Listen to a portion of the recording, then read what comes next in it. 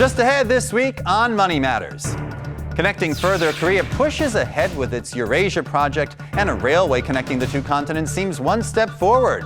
Getting smarter by the day, some of the latest gadgets and technologies out to impress at the World IT Show right here in Seoul. And there's more behind the glitz and glam of Korean idol stars who have created a booming industry reaching new heights.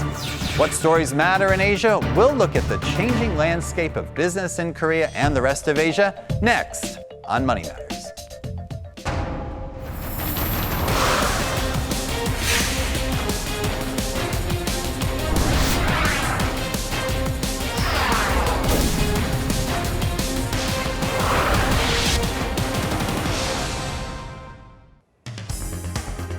Hello everyone, I'm Hans Schadl. Thank you for joining us. Let's begin with some of the top business headlines across Asia this week. Korea ranked 25th in competitiveness among 61 economies tracked in this year's ranking by the Institute for Management Development in Switzerland. Overall, Korea moved up one notch from last year and placed 2 spots above Japan. Korea also placed 15th in the category of economic performance and ranked first among all countries surveyed for the lowest long-term unemployment rate. Korea did less well when it came to labor market conditions and consumer prices. The United States maintained its top spot in the annual survey, followed by Hong Kong and Singapore. It looks as if Korea will hold about 3.5% of the shares of the China-led Asian Infrastructure Investment Bank when this new lending institution gets off the ground later this year. The exact allocation will depend on negotiations among the 57 founding member states. At the moment, China will hold the highest proportion of shares at about 30%, followed by India, Indonesia, Russia, and Korea. The final percentages will also hinge on whether Russia ends up being classified as an Asian or a European country. India has now overtaken China with regard to the rate of growth of its gross domestic product. For the first quarter of this year, India's GDP grew at a rate of 7.5%, faster than China's rate of 7% during the same period from January through March. This could be the start of an historic shift, as China's economy has long been growing faster than India's until now. But skeptics say the calculations for GDP are not figuring in some weaknesses in India's industrial activity, as well as declining corporate earnings and a slow recovery in bank credit. Stock markets in Southeast Asia have been falling lately amid concerns about a possible increase in U.S. interest rates later this year. Bourses in Thailand, Malaysia, and the Philippines have seen considerable weakness toward the end of May, and declining industrial output in the region is yet another key factor to blame. The Singapore Stock Exchange, meanwhile, has rallied lately on news of falling consumer prices.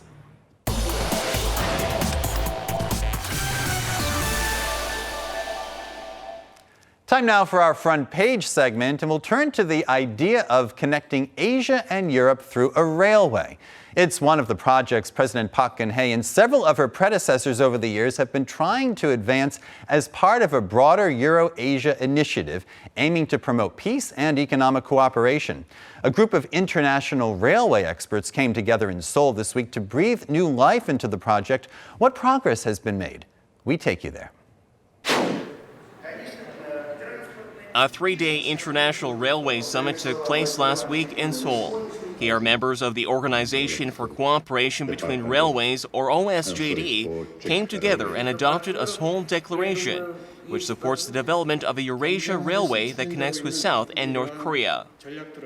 Eurasia Initiative가 지향하는 바는 하나의 대륙, 물류, 교통, 에너지 인프라를 구축하여 거대한 단일 시장으로 통합해 나가자는 것입니다.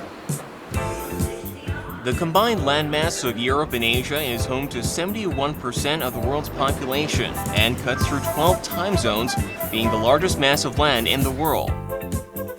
The railway would be part of a mass distribution network that connects the northeast area of Eurasia through railways and roads.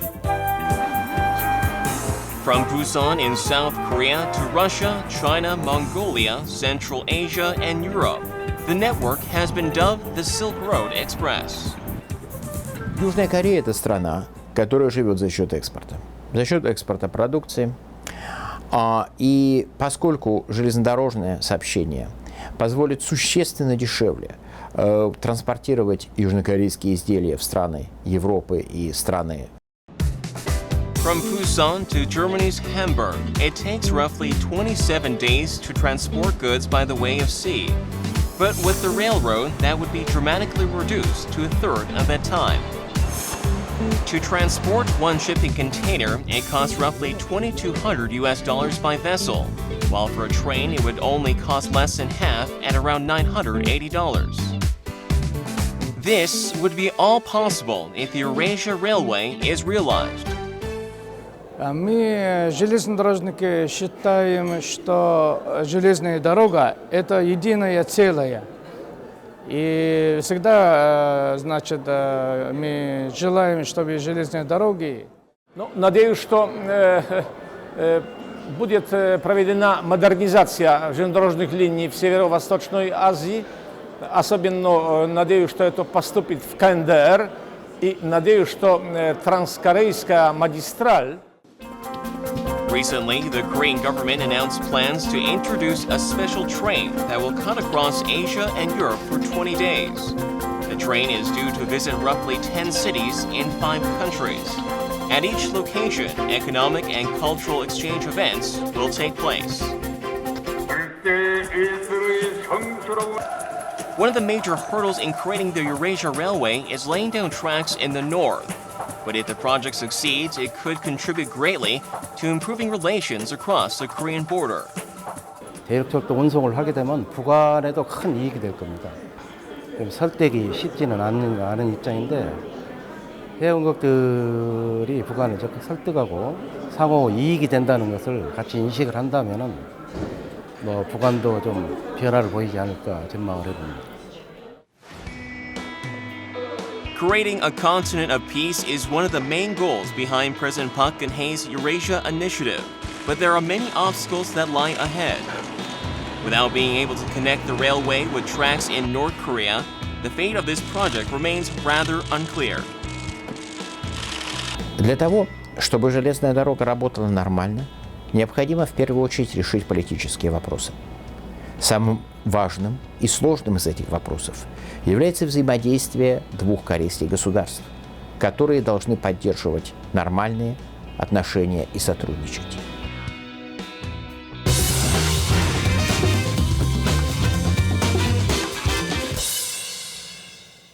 Now, over the last 30-plus years, the world has seen a shift in its billionaires. Before, most came from the US and the UK, but without doubt, wealth seems to have drifted to Asia, where now a significant portion of the world's billionaires reside. The US has 537 billionaires, but China isn't far behind with 430 billionaires, and following is another Asian country, India. But for many of these self-made fantastically wealthy, going to college and getting that degree wasn't necessarily part of their journey. And for those who did pursue a degree, just what degree will you see most often in a room full of the world's top billionaires? On today's In Numbers, we'll be taking a look at just what kinds of degrees the top billionaires of our time earn, but also which degree seems to have paid off the most in today's world of business. Now, according to research of the top 100 billionaires in the world, 32% of them hold no degree. A little surprising. Although some of these members may have inherited their money, names such as Bill Gates, who made his fortune founding Microsoft, has long held the reins as the world's wealthiest man. And Steve Jobs, who dropped out of school to start up Apple, they've become recognized worldwide as billionaires who opted out of getting a college diploma. But for those who did finish school, engineering seems to be the next most commonly earned degree, with 22% of the world's top billionaires studying that field. Now, following that is a business degree, followed by an arts degree. For those who did pursue a mathematics or a law degree in college, sorry, you won't find too many within the billionaire pool who share the same degree. Now, of the 100 billionaires surveyed, taking a look at their average wealth, you'll see that the engineering degree is the most lucrative, with the average wealth of an engineering degree holding billionaires standing at $26 billion. But once again, you'll also see billionaires without a tertiary degree. They hold an average wealth of $24 billion. Now, next on the list is a business degree holder with an average of $22 billion. And surprisingly, an arts degree looks to have a better payback than a degree in science or mathematics. Now, that's it for today's In Numbers. We'll be sure to keep an eye on trending data coming your way.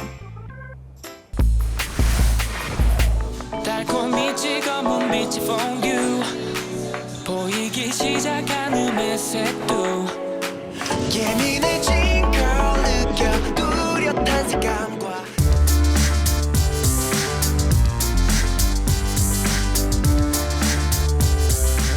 and business evolve rapidly by the day, and here now with the most eye-catching stories is Mizarang. Mizarang, nice to see you. Good to be here. And what do you have for us today? Well, it's been pretty hot this past couple of days, so I'm pretty sure many people have been thinking about a refreshing bottle of beer, and that's exactly what our first story is about. Bloomberg Business compiled a list based on data from Euromonitor of the top 10 best-selling beers in the world. Coming in first is Snow, a brand many outside of China might not be familiar with. Despite this, the mainland lager boasts a huge 5.4% global market share. It helps that it's sold in the world's largest beer market by volume, where rising income also means more beer money. In fact, 3 more on the list, Qingdao, Yanjing, and Harbin are also from China, more than from any other country. Former heavyweights Bud Light and Budweiser have been pushed down to 3rd and 4th places, respectively. Now, while Chinese beer is dominating the world market, Korean pizza is taking a foothold in the Chinese market. Mr. Pizza is a local Korean favorite, but a typical branch in China is said to outperform most stores in Seoul. According to its parent company, MPK Group, some post over $200,000 a month in revenue.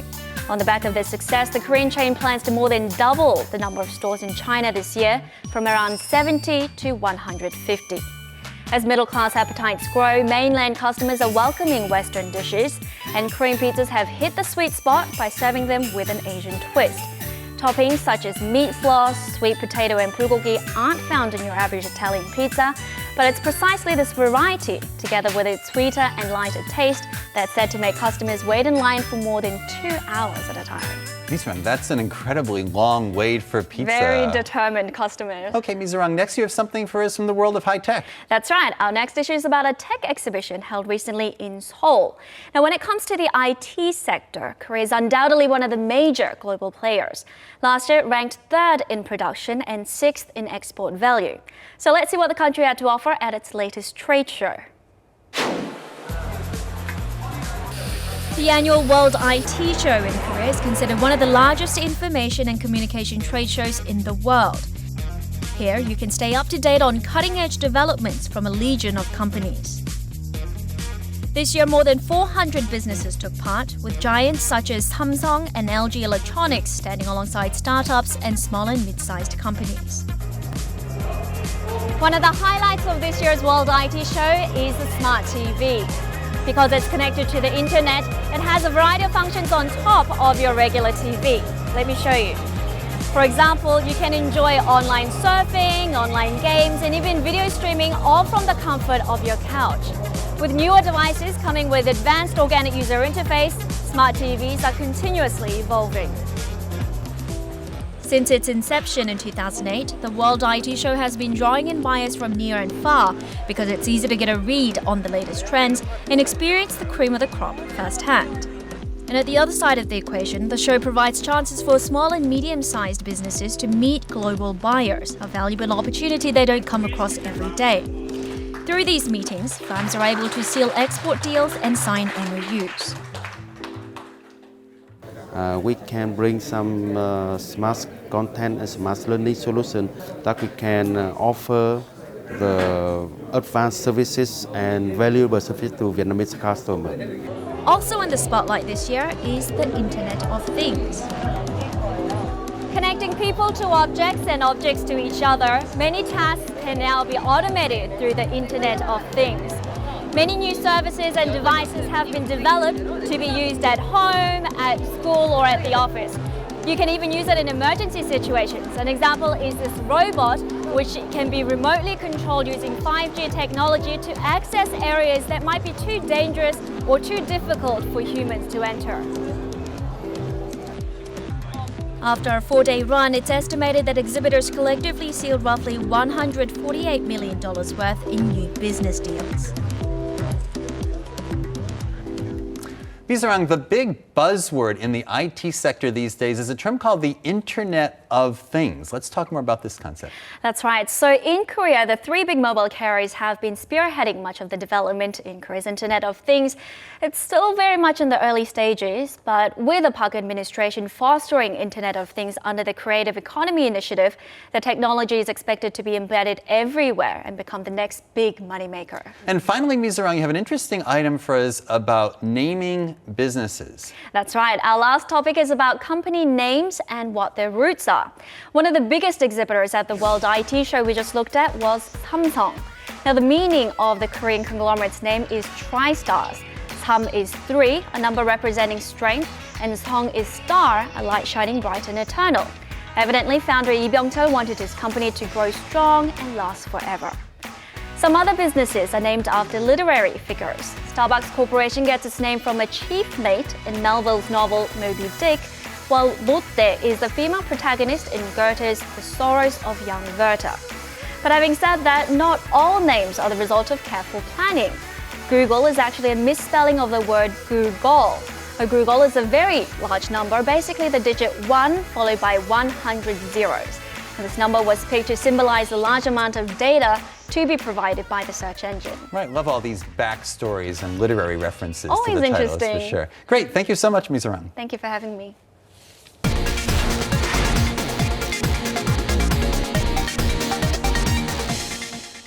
Recently on this program, we've covered the economic aspects of Hallyu, or the Korean wave. Today we'll be looking at one of the leading factors of Hallyu, and that's the many stars and idols that make up the Hallyu scene.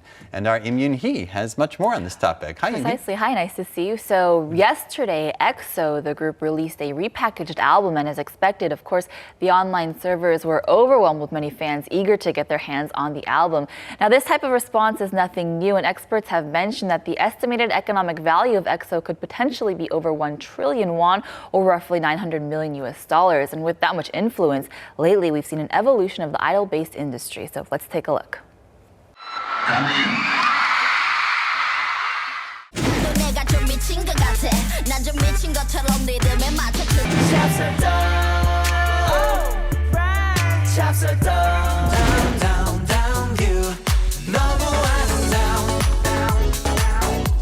The faces at the forefront of the Hallyu or Korean wave movement across the world are no doubt the idol stars on stage. And their popularity doesn't stop there. It has created a huge industry with great economic value behind it. It has also seen changes over the years, with entertainment companies slowly weaning off their dependence on album sales and seeking more varied channels of profit making. One of Korea's leading entertainment agencies, SM Entertainment, posted roughly $260 million in sales last year. In terms of where that money came from, portrait rights and other areas contributed to a much larger share than conventional album sales and digital downloads. With this, the company is shifting towards a new profit model, seeking growth outside of music only. This is SM Town at COEX Artium in Seoul, which opened its doors last year. It's a 6-story cultural compound that the agency poured roughly $18 million into. An average 2,000 to 2,500 people come a day, and of those visitors, 40 to 50% of them are from other countries. Now, at first glance, this cafe may seem like just your everyday neighborhood coffee joint, but the desserts and drinks here are anything but ordinary. Each macaroon, each cupcake, and candy bar, they all have ornate designs of various idol groups. Simply put, everything here is custom fit to make the needs of the various visiting Hallyu fans. On the second floor is the celebrity merchandise shop, Sam. From goods worth $1 to high-end products that sell in the hundreds, the place is brimming with goods that were either worn or designed by idol stars themselves. Now, at conventional merchandise stores, you'll find many goods geared towards idol fans. But here you'll find many products recommended by celebrities, but also those created by designers and small and mid-sized companies with the intent of expanding abroad. You can also receive vocal training as an idol star would, get dressed up like one, and even film your own music video, making this studio immensely popular with Hallyu fans. SM のアーティストが好きだからネットとかで有名ですし、ここは私も好きなので、この前来た時にアイスがとても美味しかったからまた来て食べたいねって言って来ました。Another area that has also become the heart of Hallyu tourism is Dongdaemun. This company sells its goods online as well, and with growing demand from other countries, half of its sales now come from China and North America. In front of the merchandise shop, you can also enjoy a hologram concert. I like YG a lot, so it's cool seeing kind of the real thing. I've seen Big Bang live before, so this was like a really good experience towards it because it kind of reminded me just like the concert.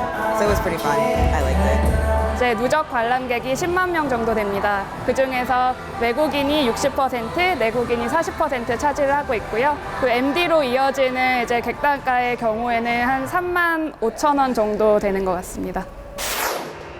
These new facilities are now seen as steady sources of revenue for the company, which also don't require the stars to actually be on site.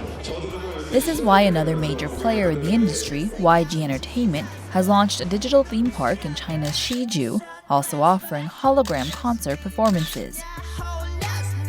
캐릭터 상품화하게 된다면 이제 아이돌들의 물리적인 한계를 극복할 수 있는 장점이 있고, 최근엔 뭐 화장품이라든지 패션 이런 쪽으로도 굉장히 트렌디한 쪽으로도 소비재 성격의 상품으로도 지금 많이 발전을 하고 있기 때문에 사실 아이돌은 이제 대중문화, 팝컬처라고 할 수 있는데 이 부분이 뭐 클래식하고 결합을 한다든지 아니면 좀 더 프리미엄 레벨로 업그레이드가 그렇게 하기 위해서는 아트적인 어떤 요소가 반드시 이렇게 들어와야 되는 거거든요. 그래서 그렇게 결합을 하게 되면 기존의 문화산업 자체가 예술산업으로도 결합이 되고 이제 외식 같은 의식주 산업하고도 이렇게 좀 통합할 수 있는 그런 큰 기회를 가질 것 같습니다. So Yoonhee, in this tape piece, we just saw some spots that you could think of as, I guess, the mecca of the K-pop world, the SM Town Artyom area and COEX, the Dongdaemun district as well. I take it these are part of kind of a regular tour for people? Exactly. So for EXO fans, you could actually, of course, start at the SM Town Artyom at COEX, where they hold a hologram EXO performance, and you can even buy your own version of various outfits and accessories that the idols wore. And then many fans after that, they make their way to the entertainment company of EXO, and that building is located in the Cheongdam district, which is also part of the K-Star Road, where you'll find lots of photo opportunities as well. So you can visit the places frequented by the stars, such as the regularly visited restaurants, but you could also find in the area cosmetic and skincare chains that feature these idol stars as models. Now, because of these opportunities, foreign Hallyu fans visiting Korea spend an average of $1,500 per visit, which definitely gives the local economy a boost. Yeah, from my point of view, that sounds like a lot of money per tourist that they're spending. So this does create some domino effects here for the economy. Right, so we've seen continual growth in terms of exports of Hallyu-based merchandise to countries that have a large fan base of Korean stars. Now, in particular, the cosmetic and fashion industry, which go hand in hand with the entertainment front, grew roughly 50% last year, and just in the first quarter of this year, it reported 100% growth on year. Well, a lot of glitz, a lot of glamour, and widening profits here, creating a domino effect. Again, a lot of excitement for the economy. We'll see how it evolves. Bright future ahead. Great. Thank you so much, Yoonhee. You're very welcome. And that will wrap things up here for this week's show on Money Matters. And it also wraps up my time as host. I will be overseas for the next several months. While on sabbatical leave from my university position, we'll have a new host in this chair next week. Please keep watching our program. I hope you're enjoying it as much as all of us on the production team enjoy bringing it to you. I'm Hans Schadl. Thank you for being with us, and take care.